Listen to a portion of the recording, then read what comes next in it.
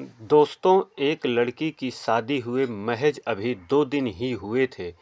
दूसरी रात वह अकेले भागते हुए अपने ससुराल से अपने मायके पहुंचती है। वहां पर वह चिल्ला-चिल्ला कर रोती है। जब उसके माता-पिता उसे देखते हैं तो बहुत हैरान हो जाते हैं। उनके जो रिश्तेदार अभी अपने घर नहीं गए थे, वो सभी उसको देखकर बहुत हैरान हो जाते हैं, बहुत परेशान होते हैं। उससे इस हालात में आने का कारण पूछते हैं तो वो जो बताती है उसको उसको सुन करके सभी के होश उड़ जाते हैं। वो बताती है कि मेरे कमरे में अजनबी लोग आते हैं और मेरा ही वीडियो मुझे दिखाकर ब्लैकमेल करते हैं। ये सब सुनकर वो सभी बहुत चौंक जैसे जाते हैं। फिर उसे लेकर के पुलिस थाने जाते हैं। वहाँ पर पूछताछ होती है और जांच होती है। जांच में जो सामने आता है वह बहुत ही सनसनीखेज कहानी है। आइए इस पूरी कहानी को जानते हैं इस वीडियो में। और वीडियो में आगे बढ़ने से पहले वीडियो को लाइक करें, शेयर करें। प्लीज़ आप सबसे कोटि-कोटि निवेदन है, विनम्र निवेदन है कि यदि चैनल पर पहली बार हैं तो चैनल को सब्सक्राइब ज़रूर करें, जिससे हमारा हौसला बढ़ता रहे। दोस्तों, यह कहानी है छत्तीसगढ़ राज्य के एक लड़की जिसका नाम आकांक्षा होता है। मार्च में ही उसका कमलेश नाम के एक लड़के से विवाह होता है। जब वह अपनी ससुराल जाती है तो शादी की पहली रात उसकी सास उससे कहती है कि दरवाजे की कुंडी खोल करके रखना। जब वह रात में अपने बेड पर रहती है और वह अपने पति का इंतज़ार कर रही थी, बहुत रात में इंतज़ार करने के बाद में भी उसका पति नहीं आता है, तो वह इंतज़ार करते करते सो जाती है। जब वह रात में सो रही थी तो लगभग 2 बजे उसके बेड पर कुछ हलचल होती है। वह सोचती है कि यह मेरे पति ही होंगे, और जबकि वह उसके पति नहीं थे। लेकिन कमरे में लाइट बंद थी, अंधेरा था, इसलिए वह जान नहीं पाती है और वह उन्हें कुछ करने से मना भी नहीं करती और वो मानते भी नहीं हैं। वह अपने पति का सुहाग रात में साथ देने के लिए वो भी थोड़ा से उत्साहित हो जाती है। और जब वह अपने पति के यानी उनके उसके चेहरे पर और आकांक्षा का हाथ पड़ता है तो वह चौंक जाती है, क्योंकि वह उसका पति नहीं था। उसके हाथ में उसकी दाढ़ी लगती है, जबकि उसके पति की कोई दाढ़ी नहीं थी, बिल्कुल वह क्लीन शेव थे। और वह फिर बहुत डर जाती है, चौंक जाती है। वह कहती है कि तुम कौन हो? वह कहता है कि घबराओ मत, मुझे ही भेजा गया है, कोई कुछ कहेगा नहीं।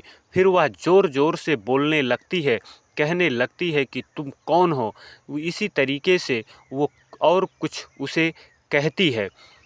फिर वह इसी तरीके से कहता है कि नहीं, आप डरिए मत, मैं जो है मुझे ही भेजा गया है आपके पास, कोई कुछ भी नहीं कहेगा। लेकिन यह करते फिर वह जैसे ही उठ करके जाती है लाइट के बोर्ड के पास लाइट जलाने के लिए, तब वह कमरे से चला जाता है। और जब लाइट जलती है तो वह कमरे में देखती है तो उस कमरे में भी कोई नहीं रहता। उसके पास पड़ोस में बगल में देखती है अपने कमरे के, वहाँ भी कोई नहीं रहता है। तो वह बहुत डरी सी रहती है। फिर अपने कमरे में दरवाजे की कुंडी लगा करके वह लेट जाती है। वह बहुत डरी रहती है, वह सोना चाहती थी लेकिन डर से उसे नींद नहीं आ रही थी। फिर सुबह हो जाती है। सुबह उसके पास उसका पति कमलेश आता है तो वह उनसे पूछती है कि आप कहाँ पर थे? तो वो कहता है कि मैं बगल वाले कमरे में सो गया था, रिश्तेदार के पास सो गया था, मेरी तबीयत ख़राब थी। तो वो कहती है क्या अब आपकी तबीयत ठीक है? तो वो कहता है नहीं, अभी भी मेरी तबीयत ठीक नहीं है। तो वो कहती है तबीयत ख़राब थी तो आप अपने कमरे में लेटते, क्यों बगल के कमरे में लेट गए?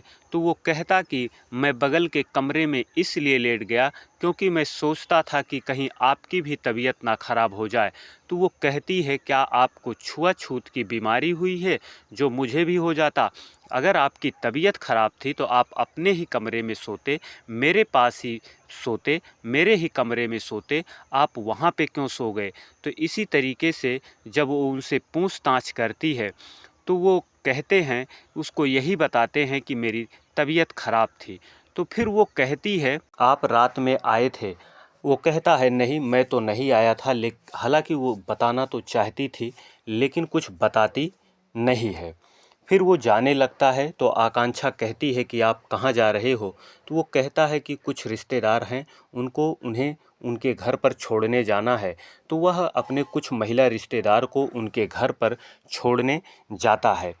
तो इधर अभी इसकी 2 दिन पहले ही शादी हुई थी, तो कुछ लोग इसका मुंह भी देखने के लिए आ रहे थे। या खाना भी खाती है, नाश्ता भी करती है, और लेकिन उस व्यक्ति को ये खोज रही थी। इसकी नज़र उस व्यक्ति पर थी जो उस रात में उसके पास आया था। लेकिन इसी तरीके से ये पूरा दिन बीत जाता है। फिर अगले दिन जो कमलेश होता है वो दूसरी जगह सोने जाता है। तो ये आकांक्षा उसके पास जाकर कहती है कि चलिए आप अपने कमरे में सोइए, मेरे पास चलिए कमरे में सोइए। तो वो कहता है कि नहीं, मैं वहाँ नहीं सोऊंगा, मैं यहीं पर सोऊंगा। तो आकांक्षा उसका हाथ पकड़ करके अपने कमरे में ले जाती है। तो उसकी सास कहती है कि वहाँ पे और भी लोग थे, और उसकी सास कहती है कि ऐसी औरत मैंने अब पहली बार देखा है जो अपने पति को खींच करके अपने कमरे में ले जा रही है। तो वो ये बातें सुनकर आकांक्षा का माइंड बिल्कुल एकदम बहुत वो हो जाता है। वो भी कहती है कि ऐसा मैंने पहली बार देखा है, ऐसा मैंने किसी को भी नहीं देखा है कि वह एक पराई लड़की ले आकर के अपने एक कमरे में बंद कर दे और उसे कुछ भी ना पूछे, और वो उसके साथ क्या हो रहा है क्या नहीं किसी को कोई भी चिंता नहीं है। तो फिर वो जो है उसको अपने पति को अपने कमरे में लेकर के आती है। फिर वो आता नहीं है, लेकिन वो थोड़ा से वहाँ पे बहुत उसको कहने लगती है, काफ़ी ज़ोर ज़ोर से बोलने लगती है। तो उसकी सास जो है सोचती है कि अब यहाँ पे ज़्यादा बवाल हो जाएगा, तो वो भी कहती है ठीक है। वो भी उसको भेज देती है उसके कमरे में और कहती है कि ठीक है, इसको परेशान मत कीजिएगा, इसको वहाँ पे आराम से रहने दीजिएगा चूँकि इसकी तबीयत ख़राब है। तो वो कहती है देखने से तो ऐसा कुछ नहीं लग रहा है कि इनकी तबीयत ख़राब है, लेकिन ये बहाना ऐसे बता रहे हैं। तो वो वहाँ पे बहुत ज़्यादा ड्रामा हो जाता है। तो उनकी सास कहती हैं कि ठीक है, मैं जो है इसको ले जाइए और कुछ कहिएगा नहीं, और ये आपके पास रहेगा। वो अपने पति कमलेश को अपने कमरे में ले जाती है, कमरे की कुंडी बंद करके उनसे पूछती है कि क्या हुआ, क्या बात है, ये क्या ड्रामा चल रहा है? पहले तो मुझे कहा गया कि कमरे की कुंडी खोल करके रखिएगा रात में, पहली रात को, और फिर उसके बाद में मुझे कई तरीके से कई तरह के लोग मुझे बातें बता रहे हैं, तो क्या इरादा है आपका? तो फिर वो बैठा रहता है सर अपना नीचे किए हुए, काफ़ी देर तक वो कुछ कहता नहीं है। लेकिन फिर भी आकांक्षा सोचती है कि ये अभी मुझसे बातें करेंगे, तो जबकि कमलेश उससे कोई भी बात नहीं करता है। फिर काफ़ी देर बाद वो आकांक्षा उससे कहती है, क्या हुआ, आप कुछ बात नहीं कर रहे हैं, कुछ भी बातें नहीं कर रहे हैं, मुझसे आप बोल नहीं रहे हैं, मेरी तरफ आप देख नहीं रहे हैं, क्या आप मुझे नहीं चाहते हैं क्या? तो वो फिर क्या आपका किसी और से अफेयर है? तो वो जो कमलेश होता है वो कहता है, हमारा तुमसे कोई मतलब नहीं है, हम तुम्हें कुछ भी नहीं करेंगे, और हमारा जो है एक दूसरी लड़की से मेरा अफेयर है, मैं उसी के साथ रहना चाहता हूँ, मैं किसी और का हूँ, मैं तुम्हें कुछ भी नहीं चाहता हूँ, मैं तुम्हें ज़रा से भी नहीं चाहता, मैं तुम्हारे साथ नहीं रहूँगा। लेकिन फिर वो उसके बाद में कहता है कि मैं जहाँ पे काम करता हूँ एक लड़की से मेरा संबंध है और कई सालों से है, मैं उसी के साथ रहना चाहता हूँ और मैं उसी के साथ रहूँगा भी। फिर वो सो जाती है, दोनों सो जाते हैं। फिर वो रात में उठती है, फिर उसे वो बुलाने की कोशिश करती है, जबकि वो बोलता बिल्कुल नहीं है। तो वो कहता है कि देखिए, मैं जो है आपके को मैं सब कुछ दूंगा, मैं आपको पैसे भी दूंगा, हर चीज़ के लिए खर्चे भी दूंगा, लेकिन हमारा आपका कोई और संबंध नहीं रहेगा। मैं किसी और का हूँ, मैं किसी और का को चाहता हूँ मैं उसी के साथ रहूँगा। अगर तुम्हारा कोई बॉयफ्रेंड हो तो तुम उसके साथ रह सकती हो, या यहाँ पर भी किसी के साथ आप अफेयर करना चाहती हो या किसी के साथ और रहना चाहती हो तो आप रह सकती हो। आपको अपनी ज़िंदगी जीने का पूरा अधिकार है। मैं आपका साथ नहीं रहूँगा, मैं आपकी ज़िंदगी में नहीं रहूँगा, लेकिन मैं आपको खर्चे दूंगा, पैसे दूंगा, सब कुछ दूंगा, लेकिन हमारा साथ आपके पास आपके साथ नहीं रहेगा। तो वो फिर ऐसा कहती है कि आकांक्षा कहती है कि ऐसा कर करके आपने मेरी ज़िंदगी बर्बाद कर दी, मेरे साथ धोखा किया। अगर आपके साथ ऐसा ही था तो आपने शादी मुझसे क्यों की, आपको शादी नहीं करना चाहिए था। वो कहती है आप सब ने मेरे साथ धोखा किया है, आपने मेरे साथ धोखा किया है तो मैं आपको किसी को भी नहीं छोड़ूंगी, मैं आप सबको सबक सिखाऊंगी। तो वो जो कमलेश होता है वो अपने माता पिता से कहता है, देखा आपने, मैं आपसे कह रहा था कि मैं शादी नहीं करूंगा, मेरी शादी मत कीजिए, मेरा जहां अफेयर है मैं जिसे चाहता हूं मैं उसी से शादी करूंगा, मतलब मैं उसी के पास रहूंगा, मैं उसी का होकर के रहूंगा, लेकिन आप लोगों ने माना नहीं, मेरी शादी कर दी। तो उनके माता पिता कहते हैं मैंने तुम्हारी भलाई के लिए किया था, मैंने सोचा था तुम्हारी भलाई के लिए है मैंने तुम्हारी शादी की, लेकिन तू ही नालायक है, तू ही ये सब कुछ कर रहा है।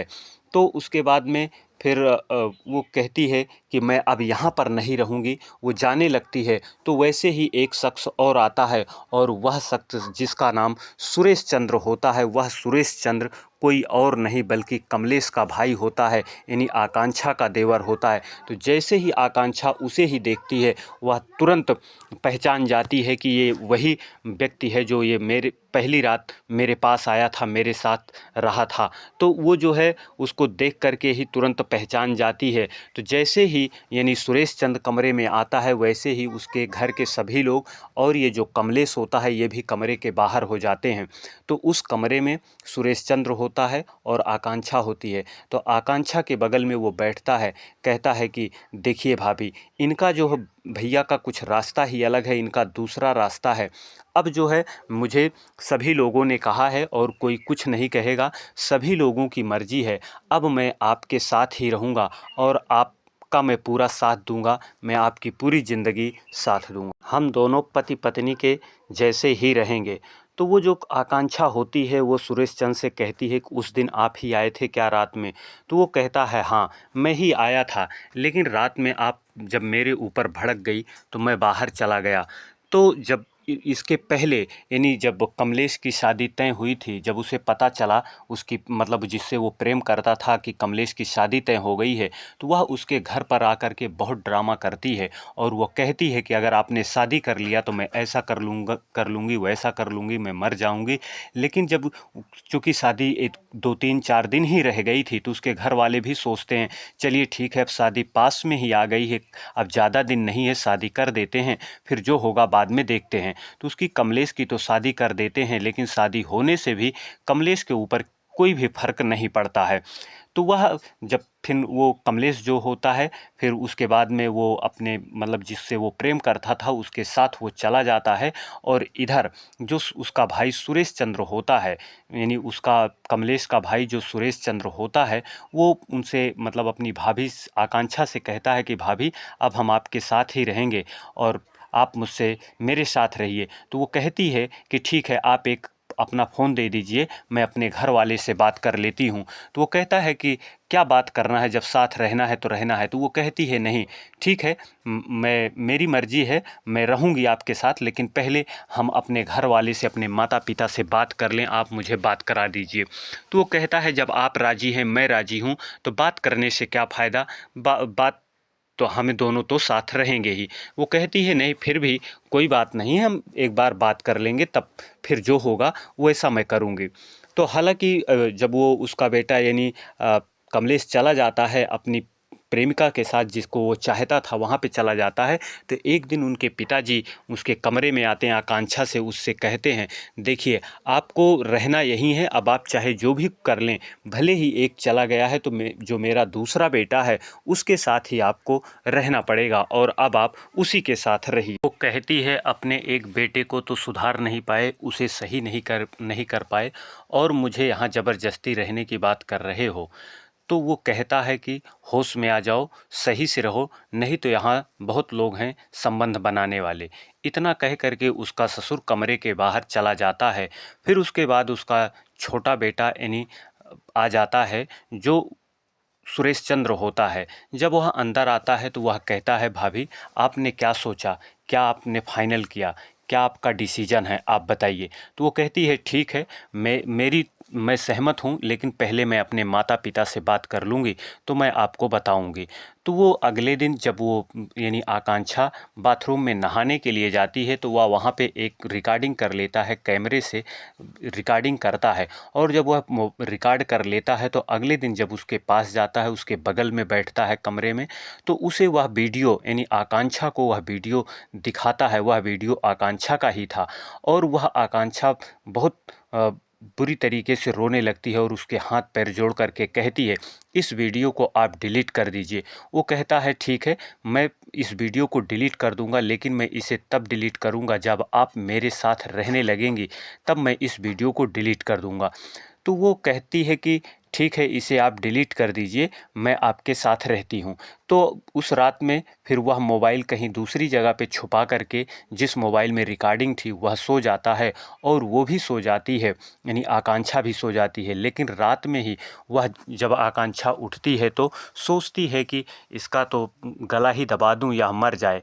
लेकिन वह घर से निकलती है और निकलने के बाद घर से पैदल लगभग 4-5 किलोमीटर चली जाती है। तो कुछ देर बाद इनके घर वालों को पता चलता है कि वो यहाँ से घर छोड़ करके चली गई है। रास्ते में उसको कोई एक दूसरा व्यक्ति मिलता है। वह उससे बहुत रिक्वेस्ट करके कहती है कि आप हमें, भाई साहब, आप मुझे मेरे मायके तक छोड़ दीजिए, मेरे घर तक पहुंचा दीजिए, मैं ऐसे ऐसे हूं। जबकि वहां से उसका घर लगभग 20 से 25 किलोमीटर था। तो वह व्यक्ति जब उसको, आकांक्षा को, उसको मायके तक, उसके घर तक पहुंचाता है, छोड़ता है, तो उसके माता पिता देख करके बहुत परेशान होते हैं, बहुत हैरान होते हैं, उससे पूछते हैं। तो वह आकांक्षा पूरी बातें बताती है, उसके साथ अभी तक जो भी घटना घटी थी वह बताती है। फिर वो लोग उसको लेकर के पुलिस थाने पर जाते हैं। पुलिस थाने से वहाँ पे उसके फिर ससुराल में पुलिस वाले लेकर के उसको आते हैं, उनसे पूछताछ करते हैं, यानी उनके ससुर से पूछताछ करते हैं। तो वो जब पूछताछ करते हैं तो पूरी घटना को बताते हैं। और उसके बाद जब उसके ससुराल वालों ने सोचा कि हम लोग, पुलिस आ गई है, फंस जाएंगे, तब वो उस कमलेश को बुलाते हैं, कहते हैं आप आ जाओ यहाँ पर, चूँकि पुलिस आई है, नहीं तो हम लोग फंस जाएंगे, जेल चले जाएंगे। और आप बता दीजिएगा कि नहीं, मैं साथ में, मुझे रहना है, लेकिन मैं मजाक कर रहा था, ऐसे ऐसे। फिर उसके बाद में वो जो कमलेश होता है वो आता है, और आता है तो जो उसकी मतलब प्रेमिका थी उसे भी बोल देता है कि मैं जब वहाँ पे पहुँचूँगा, पुलिस के सामने कुछ बोलूँगा तो तुम भी बीच में बोल देना। तो उसके बाद जब कमलेश आता है तो पुलिस से कहता है, नहीं, मैं तो मजाक कर रहा था, ऐसे ही मैं रह रहा था, बाकी मैं तो काम पर गया था, बाकी हमारा और आकांक्षा का पति पत्नी का संबंध है, मुझे इन्हीं के साथ ही रहना है। उसके बाद में फिर तुरंत यानी उसकी प्रेमिका भी आ जाती है और वह भी बोलती है, नहीं, ऐसा नहीं है, ये अपने घर वालों के दबाव में आकर के बोल रहे हैं, ऐसा नहीं है, ये हमारे साथ ही रहेंगे। तो ये मामला धीरे धीरे और गंभीर होता चला जाता है। ना तो वहाँ पे रहने के लिए आकांक्षा तैयार होती है और ना ही उसके घर वाले तैयार होते हैं। तो वह मतलब उसके ससुराल वालों के ऊपर, यानी आकांक्षा के ससुराल वालों को, 5-6 लोगों को गिरफ्तार कर लिया जाता है, उनके ऊपर FIR होता है और उन्हें गंभीर धाराओं में जेल भेज दिया जाता है। जब उन्हें जेल भेज दिया जाता है, इसमें किसकी गलती है, कमलेश की या आकांक्षा की या कमलेश के माता पिता की, आप हमें कमेंट बॉक्स में ज़रूर बताएं। दोस्तों, कहानी के माध्यम से हमारा उद्देश्य किसी को आहत करना, किसी को परेशान करना नहीं है। हमारा उद्देश्य आपको जागरूक करना, सचेत करना है। वीडियो को लाइक नहीं किया है तो लाइक करें, शेयर करें। प्लीज़ चैनल पर पहली बार है तो चैनल को सब्सक्राइब ज़रूर करें। इसी तरह की अगली वीडियो में मिलेंगे, तब तक के लिए धन्यवाद।